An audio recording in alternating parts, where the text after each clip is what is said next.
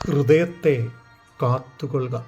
മനുഷ്യ ഹൃദയമാകുന്നു മനുഷ്യജീവിതത്തിൻ്റെ എനർജി അല്ലെങ്കിൽ ഉണർവ് നൽകുന്ന സ്ഥാനം.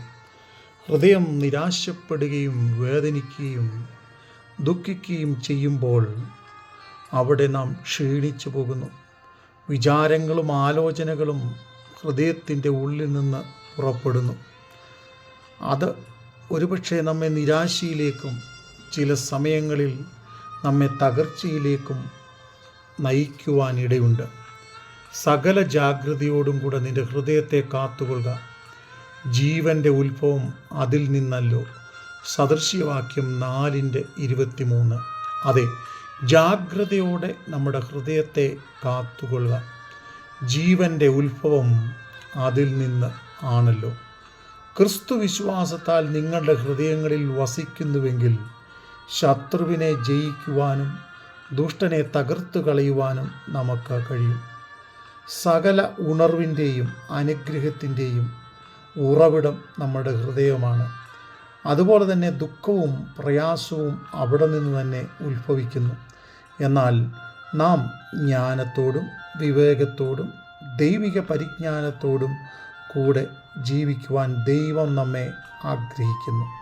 അതിന് നാം എന്താണ് ചെയ്യേണ്ടത്? ദുർമനസാക്ഷി നീങ്ങുമാറ് നിങ്ങളുടെ ഹൃദയങ്ങളിൽ തടിക്കപ്പെട്ടവരും ശുദ്ധവെള്ളത്താൽ ശരീരം കഴുകപ്പെട്ടവരുമായി വിശ്വാസത്തിൻ്റെ പൂർണ്ണ നിശ്ചയം പൂണ്ട് പരമാർത്ഥ ഹൃദയത്തോടെ ദൈവസന്നിധിയിൽ അടുത്ത് ചെല്ലുകയത്രേ വേണ്ടുന്നത്. അതെ, ദൈവസന്നിധിയിൽ പരമാർത്ഥ ഹൃദയത്തോടെ നാം അടുത്ത് ചെല്ലുക. കാരണം മത്തായിയുടെ സുവിശേഷം 5-ാം അധ്യായം അതിൻ്റെ 6-ാം വാക്യം, ഹൃദയശുദ്ധിയുള്ളവർ ഭാഗ്യവാന്മാർ, അവർ ദൈവത്തെ കാണും. ഹൃദയശുദ്ധിയോടെ നാം ദൈവത്തെ കാണുവാൻ ഇടവന്നാൽ അത് ദൈവത്തെ കാണുവാനുള്ള ഒരു സാധ്യതയായി നമ്മുടെ മുമ്പിൽ തെളിഞ്ഞു വരുന്നു. മറിച്ച് മനുഷ്യൻ്റെ മുമ്പിൽ പ്രഹസനങ്ങളും ജീവിത സാഹചര്യങ്ങളും കാണിച്ചുകൊണ്ട് നാം ഓടിയാൽ ദൈവം ഹൃദയങ്ങളെയും ഉൾപ്പുകളെയും നിലവിലുകളെയും അന്തരിന്ദ്രിയങ്ങളെയും ആരാഞ്ഞറിയുന്നു. അതുകൊണ്ട് മനുഷ്യൻ്റെ മുമ്പിൽ നാം കാണിക്കുന്ന പ്രഹസനങ്ങൾക്കൊന്നും ദൈവസന്നിധിയിൽ സ്ഥാനമില്ല. അതുകൊണ്ട് ഹൃദയശുദ്ധിയുള്ളവരായി ദൈവത്തെ കാണുവാൻ നമുക്ക് ദൈവസന്നിധിയിൽ നിഷ്കളങ്കതയോടെ അടുത്തിയെല്ലാം ദൈവം നമ്മെ സഹായിക്കട്ടെ.